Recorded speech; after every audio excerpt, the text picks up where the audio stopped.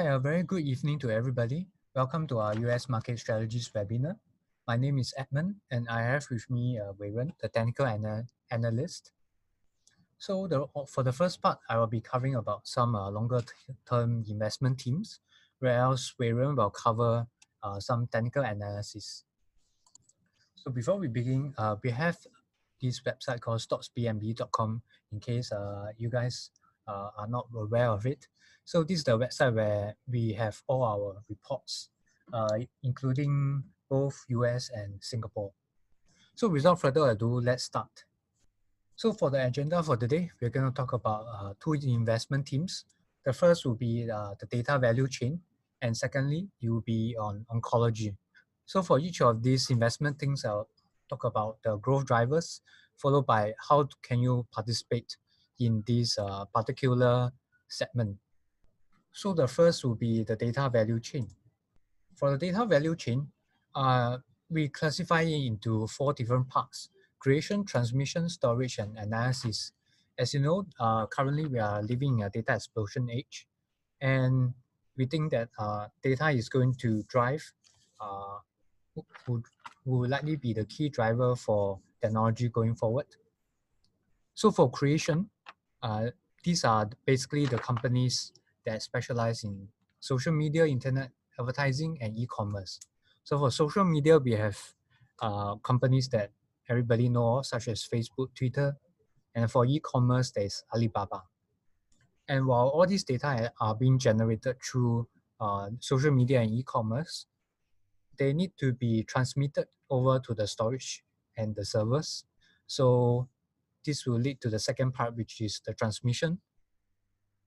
Then the third part will be the storage. So previously, a lot of companies will keep their own data centers. They will rent a space in the data center to keep their servers. Right now, a lot of them are moving to hybrid cloud.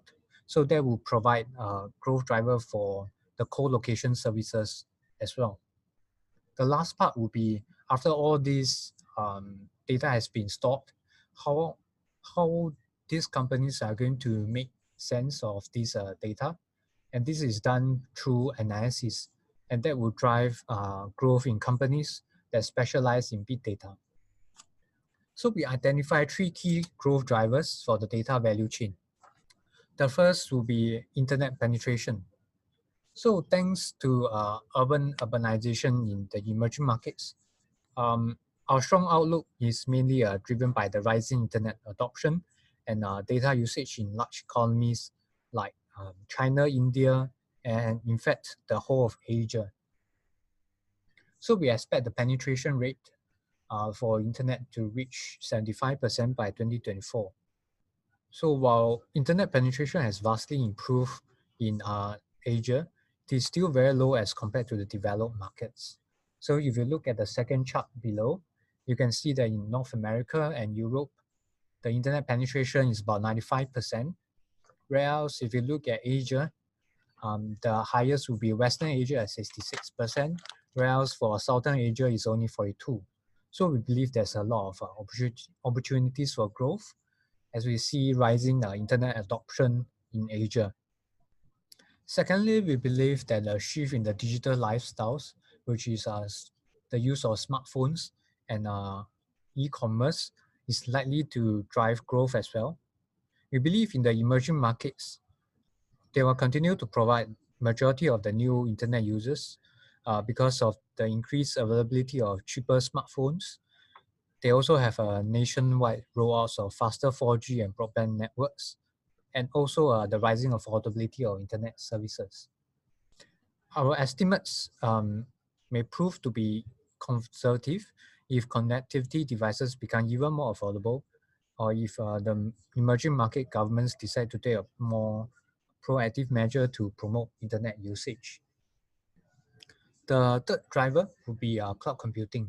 So for cloud computing, we see that the overall spending on cloud IT infrastructure has grown at an 11% CAGR and is likely to surpass spending in traditional DC by 2020. So there's an ongoing trend of the enterprises moving to the hybrid cloud because of the fact that they do not need to keep their own hardware for storage and servers, and they are provided with the scalability that comes with it. So this is likely to provide all the hyperscale service providers. So all these hyperscale service providers are basically the huge tech firms such as Amazon, Microsoft, and Google. And as 80% of the enterprise workloads have yet to be migrated over to cloud, we believe that there's a huge opportunity here as well. So you may ask, how can we participate in this data value chain? So at each point, at each different segment, we have highlighted some of the key companies that are currently driving growth for their individual areas. So for creation, we have the social media companies such as Facebook. Then there's also Google, Alibaba, Amazon. Whereas for transmission, it will be the networking component providers such as Juniper and Arista. As for storage, we have the cloud co-location data center providers such as CyrusOne and Equinix. As for analysis-wise, we have Splunk and Alterisk. So due to the lack of time, today we'll be talking about data centers only. And for the next webinar, we'll be touching on the rest of the different segments. So for data centers, I think that the logical way to think about it is that in order to participate in the digital data wave, you will need to participate through data centers, because ultimately all this increment in data needs to be stored somewhere. So as enterprises migrate to hybrid cloud, we believe that there's going to be more co-location data centers that will be made available. And currently we are seeing more expansion plans for the data center companies to build more in Asia and Europe. And we also see a strong earnings growth for these companies, mainly due to the hyperscale demand. So I'm going to talk a little bit about the data centers, CyrusOne and Equinix. So for CyrusOne, we still see a lot of demand from US hyperscales in Europe, and we expect a strong enterprise demand and signings of at least 20 to 25 million per quarter. So for CyrusOne, they are currently seeing a lot of active interest and deals from even Chinese cloud companies that are trying to expand in the US and Latin America. And also, as European-based ground-up projects are largely complete in 2019, this means that CapEx next year will be less, and it will lead to incremental revenue at a faster pace. So currently, for the hyperscale cloud providers, they are trying to increase, they are trying to expand into Asia. And for CyrusOne, they are currently also focused on domestic retail co-location internet connection, as well as European expansion. So the focus on both, we believe, is likely to drive at least a 20% rental revenue growth and solid margins. As for Equinix, the company's current pipeline remains very robust, especially for Europe and Asia Pacific. So for North America, it remains slow, but it is very consistent, even in markets that are challenging, such as Virginia. So similar to CyrusOne, they have done their early development for data centers this year. So next year is going to be faster build-outs, which means less CapEx and more revenue. They also have this HIT initiative. So it is basically initiative that there is a joint venture with GIC to provide more data center and co-location services for hyperscales that are trying to expand in Asia. So this is just to show you a flavor of the earnings growth for CyrusOne and Equinix. As you can see, for CyrusOne, the AFFO, funds from operations growth year on year, is at least 10% for the past few years. The same goes for AFFO growth for Equinix as well. The net debt to EBITDA ratio for both are at relatively stable levels, whereas we are seeing at least a 10% revenue growth for Equinix and a high 25% to 30% growth for CyrusOne. So this is just to show you a list of the constructive projects that CyrusOne and Equinix are ongoing. So this is basically some of the other companies that are also part of the digital data value chain, but due to the lack of time, we won't be covering them today. But we are just going to show you some numbers on the revenue growth, the EBIT, and the PE ratio. Okay, so moving on, I'm going to talk about oncology. So oncology is basically the treatment for cancer, and we see long-term growth drivers to be population growth, aging, and new innovative therapeutics. For the near-term growth drivers, it will be the clinical trials and easing regulatory pressure as well as strong sales for the novel drugs. So first, we'll touch on the long-term growth drivers. The first would be population growth. So for population growth, despite great strides made the diagnosis and treatment over the past 10 years, cancer still remains a leading cause of death, and we expect the incidence rate to keep on rising as the population ages. So this suggests, so the growth rate for the new cases in US is growing about 2% per annum, whereas if you look at the US population growth from 2018 to 2019 is only 0.62%. So that's about 3.2 times the growth rate of the US population growth. So we believe that the prevalence rate for cancer will be on an increasing trend, and is expected to reach about 1.71% of the entire population by 2020. As for aging, we all know that age is a significant risk factor for cancer, and as global life expectancy rises, we expect the number of new cancer cases diagnosed to outpace population growth. So according to the American Cancer Society estimates, about 22 million new cases could be diagnosed annually by 2030. And based on the data by the US Census Bureau, the majority of the cancers will occur for those age 50 and above, and they are likely reach about 22% of the total US population by 2030. So next, we'll be talking a little bit about innovative therapeutics, which is immuno-oncology. So previously for cancer, the treatment has always been focused on using chemotherapy, which has a lot of side effects. Whereas currently, the newer treatments is focused on using the own immune system to fight the cancer cells. So for 2017 onwards, there's been a lot of new immuno-oncology drugs. So if you look at the second chart, based on pharma projects, from 2016 to 2019, the number of new drug count have increased from 400 to more than 1,800.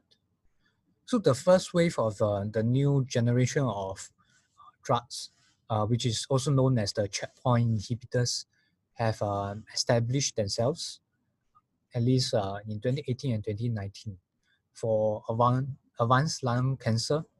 And they are also building sales in other cancers such as liver and kidney. So the combined sales of all these drugs are likely to be on track to exceed 9 billion by 2018. And it's likely to broaden their use as more data become available.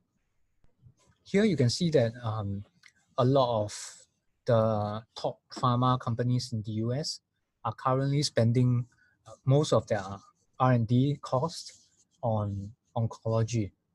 So the proportion of the R&D pipeline in development for cancer is 35%, which is currently at the 10-year high. Next, we are going to look at some of the near-term growth drivers. which is basically the increase in the clinical trials and faster development for the trials as well.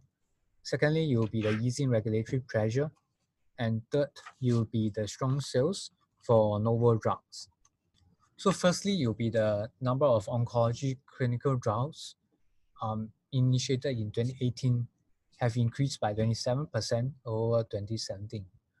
So if you look at the chart, look at the figures, you can see that for all the 3 phases, especially for phase 2, there has been a sharp spike in the number of oncology trials. So with more trials, we believe that there's going to be a higher percentage of these drugs that's going to likely be approved by the NDA, which is the National Drug. Secondly, we believe that the bipartisan agreement on the regulations is very unlikely. So as previously we have mentioned for the webinar, although currently for these 2 years, there has been a lot of talk about trying to regulate the pharma industry. But currently we are seeing that this is very unlikely because both the Republicans and the Democrats control different parts of the judicial system, and it's very unlikely for them to reach a consensus. And even for the Democrats themselves, they have more than 4 different bills dedicated to regulate the pharma industry. So if they are unable to seek a consensus among themselves, it is very unlikely for them to have much approvals and agreements on a higher level. So now, last but not least, it will be the high top-line growth for the oncology drugs. So if you look at the first graph, we have compiled the 3 different segment revenues for the top 6 US pharma companies. So we can see that oncology is growing at a very fast pace at 44% year on year in 2018. And we believe that going forward, it is likely that oncology will be the top growth driver for these pharma companies as well. And we can see that the spending on the medicines used in the treatment of patients for cancer has reached about 150 billion in 2018, which is up 30% for the year and marking the 5th consecutive year of double-digit growth. So the key question here is, how can we participate? So as seen from the graph, the spending on cancer medicines is heavily concentrated within the top 38 drugs, which accounted for 80% of the total spending, while over half of the cancer drugs have less than 140 million in annual sales. So a way to participate in this ongoing oncology investment team is to look at the top oncology companies. So we have compiled the list of the companies, the pharmas that have the highest exposure to oncology. And their total revenue for 2018 was 100.9 billion. And the totals, and this makes up about more than 80% of the total global revenue for oncology. So we will recommend a diversified portfolio of pharmaceutical companies with exposure to oncology. If you look at the top right-hand graph, you can see that the revenue growth for the oncology companies have outpaced GDP growth for most of the years. And if you compare a portfolio of the top oncology companies versus the SPS, you can see that it is very stable, consistent earnings. So this is more for investors that would like to take a more long-term approach. They also have a comfortable dividends of 3.3% per annum. So with that, I've come to the end of my own section. And right now I'll pass on my time to Wei Ren, who will talk more about technical analysis. After that, we'll take on any questions that you might have. Thank you. Hi, good evening, everybody. So, okay, now it's come to my segment on the technical analysis. So, before I carry on, actually, we do want to have a short shout out to a current Phillip promotion. Currently for all US ETF for any of the prepaid account that you all have, it will be from now till 31st December 2019. You'll enjoy a rate of $8.80 US dollars USD. Yes, not AGD. Yes, $8.80 USD. For all equities. Okay, all US trades. Yes. Yes, US trade only. Okay, and it's all first US trade, and secondly is for all prepaid account only. Okay, so please kindly type all your question on Q&A, because there's quite a number of participants. I think there's a few hundred of you all. So just type. So we try our best to attend, to answer all your queries. So just keep your question coming, and we'll try our best to answer. So I carry on. So we have a question on Alibaba technical analysis. So perhaps let me go to the Alibaba Baba. So okay, so let's go to Baba. Okay, yes. So actually, Alibaba actually is currently actually from the May we have actually reached a peak of 195, short of just $4 over $4 to the 200 psychological level. Currently, this as you can see, we have actually a corrective channel over here. So let me just plot out a corrective channel. So we have a corrective channel, and most of it are on point. So if you look at the wave scenario, we have A, B, C, D, and E. So currently, but there's a weakness over here because if you draw on the Fibonacci retracement from low to the high, so from low to the high, actually the yesterday price did not close above the 61.8 of the Fibonacci retracement of this level from 184 to 161.43. So therefore I'm still be unsure whether to go to chase the market. So preferably if there's a new entrant, I'll preferably having a third wave over here of the third leg, preferably at 165, you maybe have enter. Reason being there's a you can place a stop over here, so the risk to reward is actually more favorable compared to if you chase the market now. So because there might be a downturn, we are not very sure. So because the market is not is always bigger than us, all right? Okay, so for the attendees that I hope I shared some insight on Alibaba. Okay, thank you very much. So next, will there be a copy of a presentation to be shared? We currently recording this webinar, but how do we disseminate the presentation? We will discuss with the our global market desk and our research department, and then after that we'll do it. Okay, we will just keep you an update. Just be sure to visit Polian's website, and of course the Stop BNB website to find more, to find the update. Okay.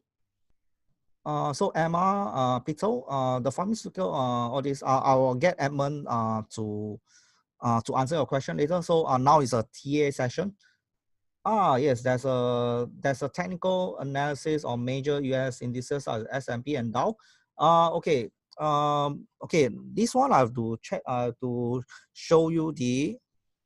Okay, so I will show you the fund flow index of the US market. Okay, so this part of the research I've been performing. So you can see that there's actually. Okay, I couldn't get the data. So for the just now on the major indexes on the Dow and S&P, let me pull out the data, because I did share this on a few on quite a period ago. So for the Dow Jones, is a Dow Jones Industrial Average. Okay, on a daily chart. So currently, actually, we have the time. If you have been following my morning webinar on every Monday, you actually can see that there's we are performing a expanding triangle right now. Okay, there's a weekly triangle. So for the wave, you have 1, A, B, C, D, and E. These are on the weekly chart. Okay, so if you go to the weekly chart, you can actually find it. However, if you look at the index, okay, actually we have already we are on the verge of this. We have the waveform represent wave D. So because of time constraint, I'm unable to change it. So currently we are there's 24,000. Okay, so this is the expanding triangle that we are talking about.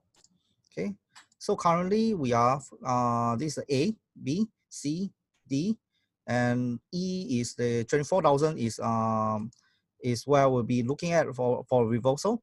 First, why? First, based on there's a strong demand level over here. Second, the third leg, we are looking for the C leg of the E wave. So we'll be looking at the extension.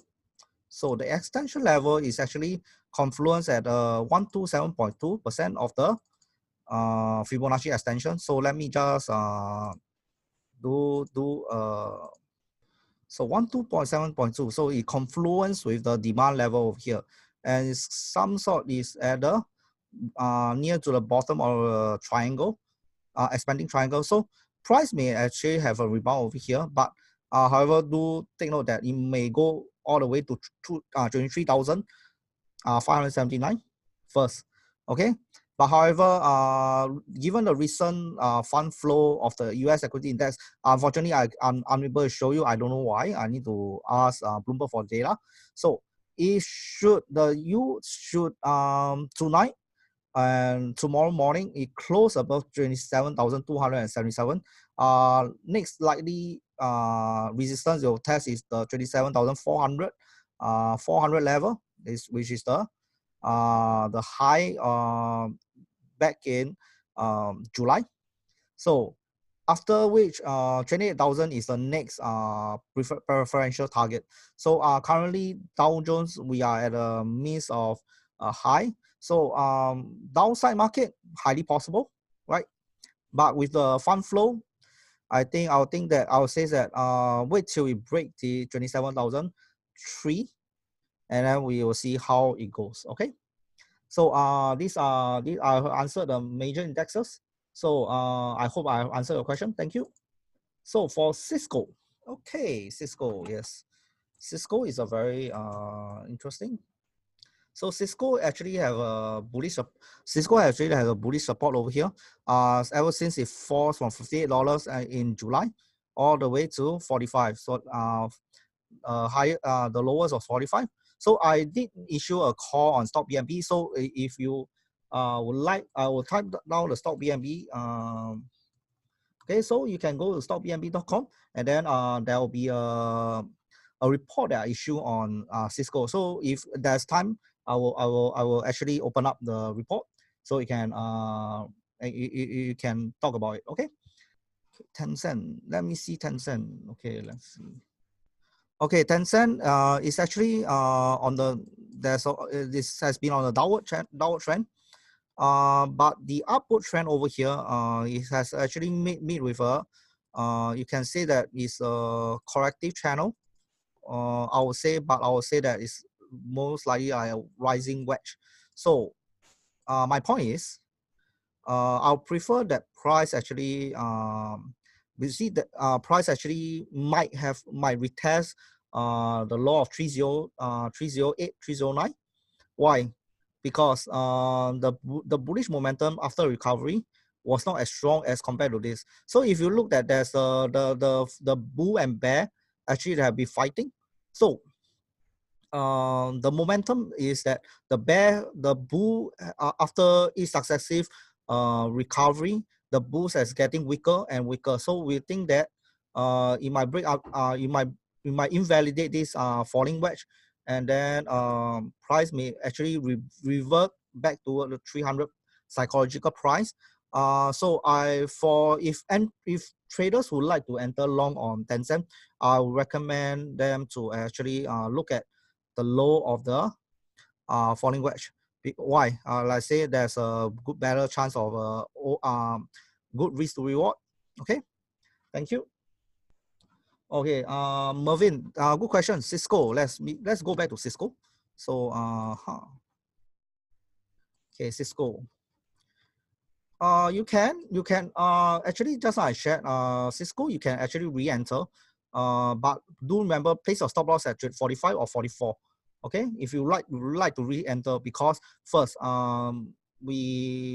it's a very good risk to reward ratio. I think it's a very good time to actually go in, and then let's say if there's any divergence happening. Oh yes, there's a divergence. Yes, okay. So I think that you want long Cisco, it will be a good chance because there's a strong divergence as you can see over here. Okay, highlighted in the blue line. Thank you.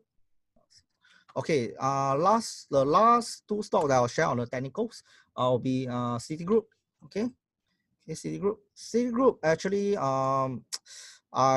is actually like we play like Dow. It actually have a expanding triangle, and notice how it play out according to the wave. A, 1, 2, 3 A, 1, 2, 3 B, 1, 2, 3 C, 1, 2, 1, 2, 3. So there's a limited upside. So I wouldn't recommend chasing the market. So why? First, it just break off the resistance, and plus there's a pin bar, and this it's not a very strong bullish candle.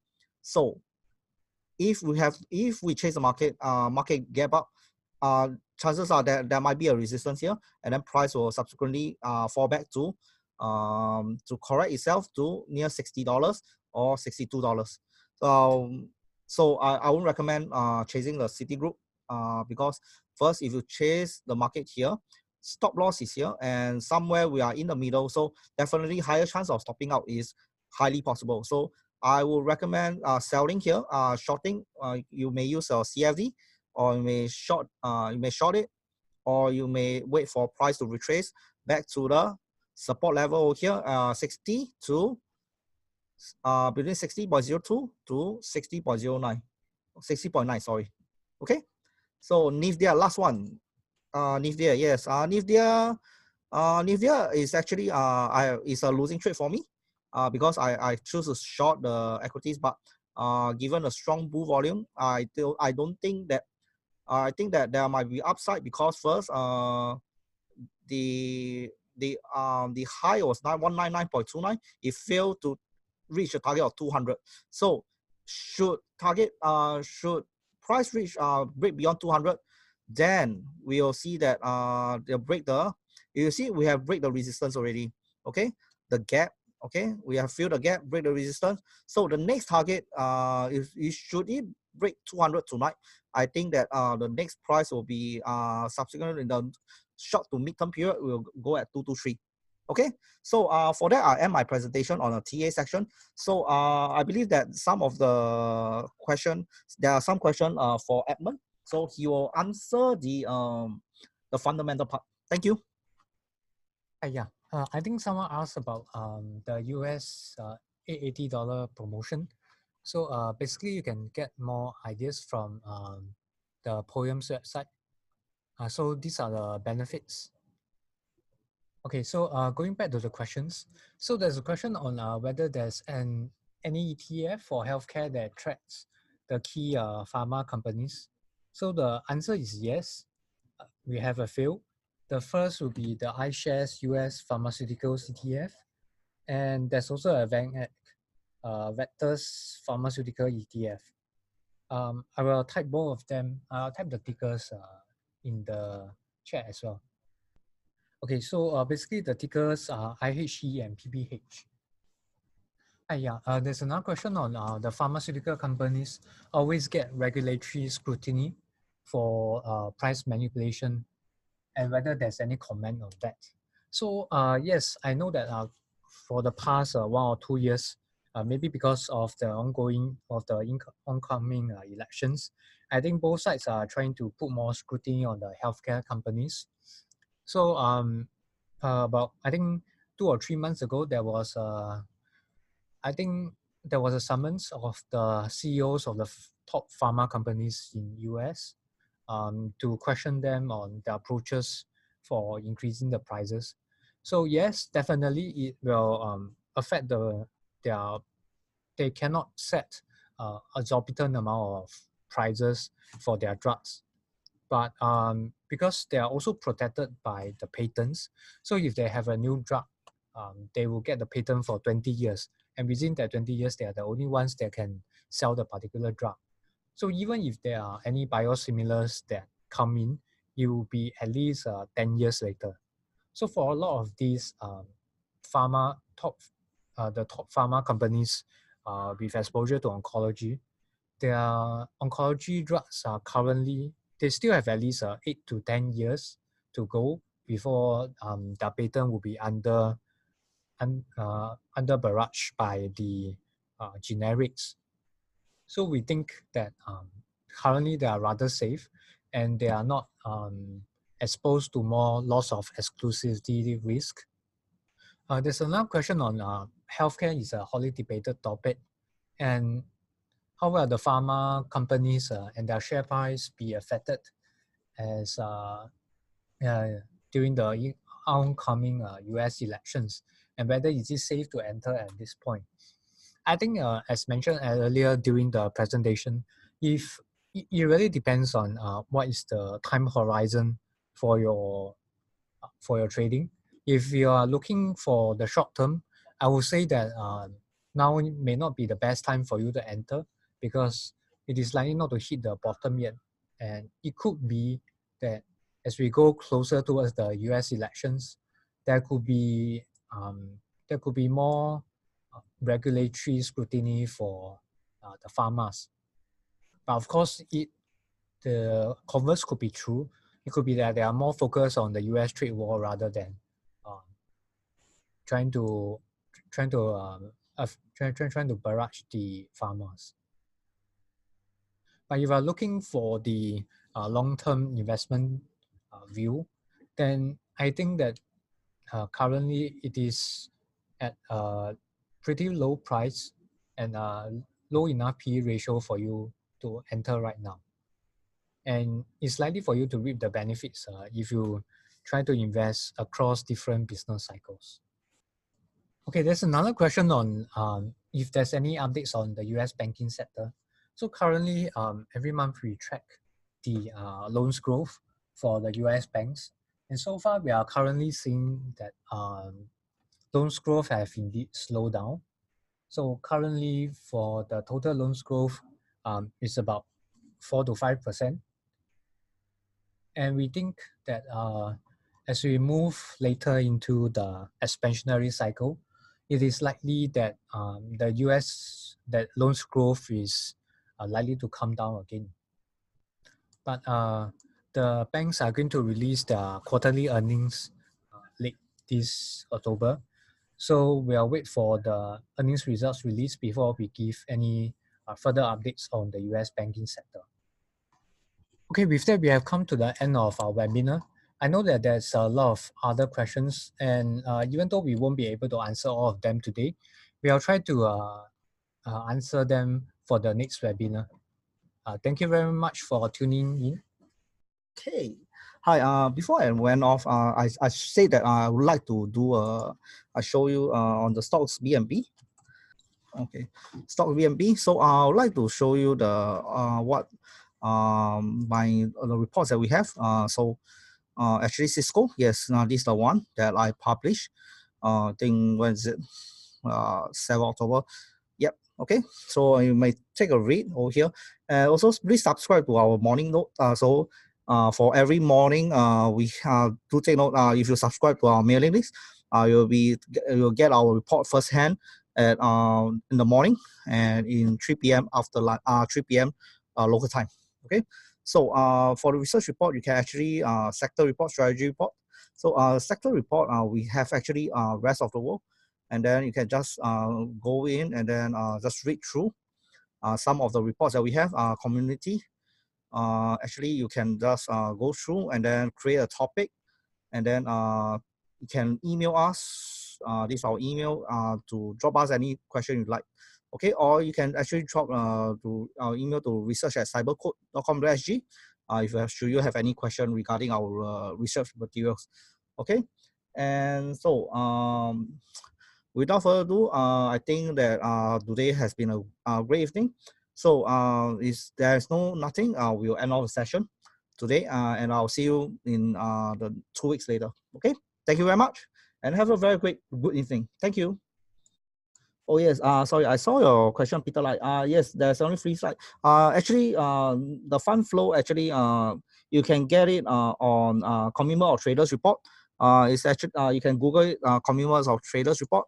So it's so this one it actually don't tell you the fund flow directly, but it can tell you